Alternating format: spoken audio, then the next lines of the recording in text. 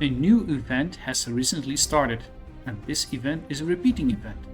Based upon the weekly payments you get that will depend on your tier ranking. Via these payments, you can get nice rewards in its shop, including sources to grow a brand new dragon. Let's have a look at this new event, the Arena of Honor. The first 5 minutes there's not much that you can do. You just have to wait for the matching to be finished. When the matching is finished, you can click to enter the event. And already you can see here it resembles a sea a lot, which also makes sense for the buffs. I would recommend to set up using your strongest formation and also send cavalry. Why cavalry? Because you need a lot of speed in this event and it will cost you less boots. The next 5 minutes is all about landing on the grid. It resembles a bit the AC end. If I'm looking right now, you can see there are spaces for 25 players. So maybe it will be expanded to 25 players in the future. We will see.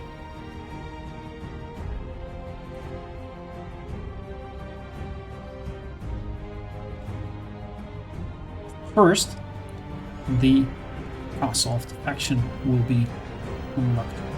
Same with the nearby outpost.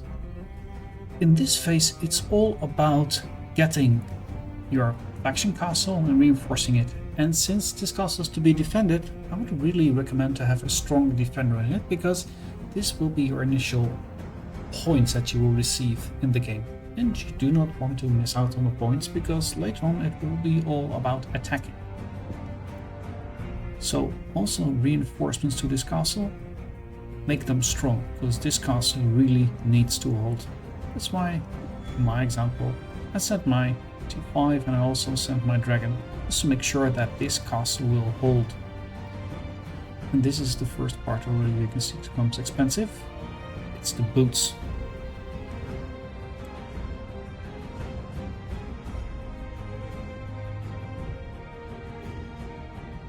After securing your faction castle, it's time to get the strongholds. Upon securing the strongholds, you can construct several types of buildings. You can construct an offensive camp, a defensive camp, or a trading post. In case of the first two, you can also select what type of camp you want. And ideally, you want those camps to deliver the troops that match your castle holder. So in this case, if the castle holder is infantry strong, make sure that the offensive camps and the defensive camps make plenty of infantry troops. Because you will defend with this infantry.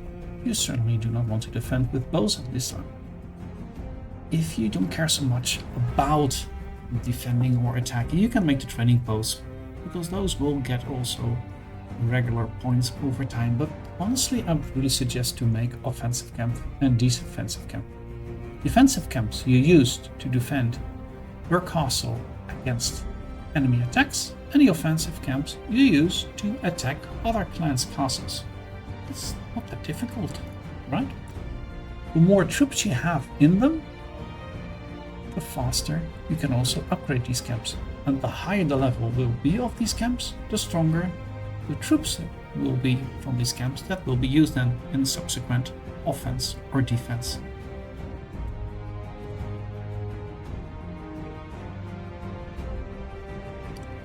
After 2.5 minutes, your stronghold should be finished and the first attack will take place from your castle. Also, your castle will be attacked by another castle. You already can see that the attacks take place counterclockwise.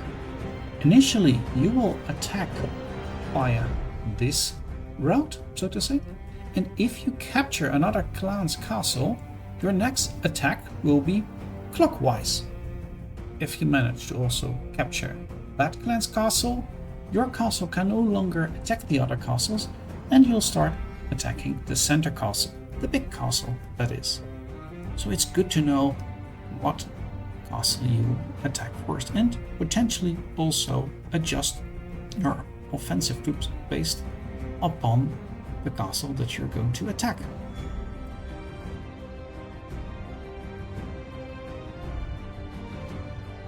Next, more strongholds are unlocked, which you convert into the camps which you prefer. But also, more importantly, altars are unlocked. Altars you really have to attack full force, because if you send a minimum amount of force, you cannot really capture them. And capturing them is really important, because upon capturing, you can select what buff you will get from this altar. And the way these work are similar like the Narrow Sea event. They stack. So in this case, I can choose gathering speed or the mine, which I will not use because those mines will come later on. I can go for defensive power, or I can use for something which will increase the bowman attack more, but I'm not using bowman. Any one of us is using bowman, so in this case I'll use defensive buff. And similar to the Narrow Sea event, these buffs will stack.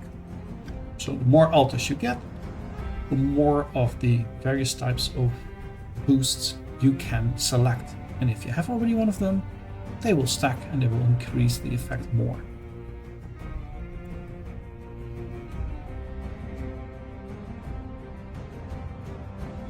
Next, there are dragon pits, mercenary camps, and Septs of the Sevens that can be captured. The dragon pit and the mercenary camp, they will support your allied attacking groups.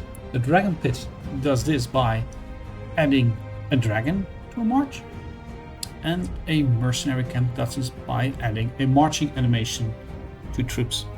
If you have multiple of these pits or camps, they will not stack, you just can simply switch between them. The Sept of the Seven will allow you to heal faster by 100%.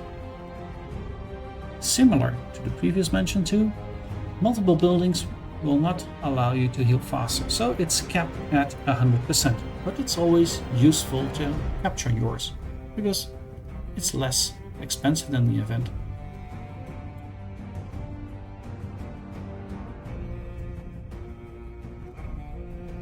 Not surprisingly, the City of Glory is the most difficult city to capture. It has a lot of troops and is on a constant attack, because if you own this city, you will also get points from all the other factions. So getting this city is really key to winning this event.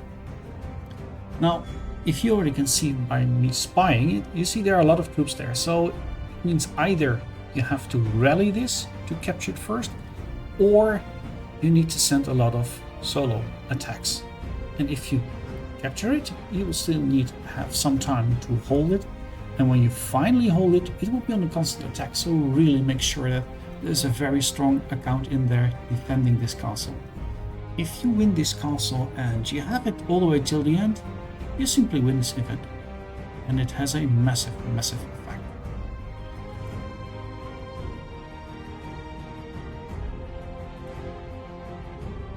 Similar to AC, this event also has mines, and there are also a lot of points to be gathered from these mines. These mines are relatively safe, so once these open, you can simply race to them, put a lot of troops in them, and start gathering. And the more troops you have in them, the faster the gathering goes. It says the current occupier amount can be 30, so this might be also indicative that later on more players will be in each event. If you happen to own another clan's castle, you cannot only just rebuild the strongholds of that castle, but you can also claim the mines. Which means if another faction has tons of points there in that mine of theirs, and they didn't mine it, you can. Do I like this event? Yeah, I like it. It has elements of AC, of all-out war, of Narrow Sea event, and it has some tactics involved and some things that would be nicer. Let's say that you can choose which castle clan to attack. In the end, you get an overview of the points, and here's also something to look at. You'll have faction points, which will get you rewards in the shop, but also you'll have ranking based upon the city. And the ranking based upon the cities that you own, those actually will influence your fame points. For instance, you can see here that my team ended third in fame points, even though we have more faction points. And this is due to the fact that we had less cities in the end compared to the faction ranked second. And this is really measured at the second the game ends. So you could potentially hold all the cities until 5 seconds till the end, and if you lose them all in the last 5 seconds, you'll be ranked last, even though probably faction points wise you will be ranked at the top.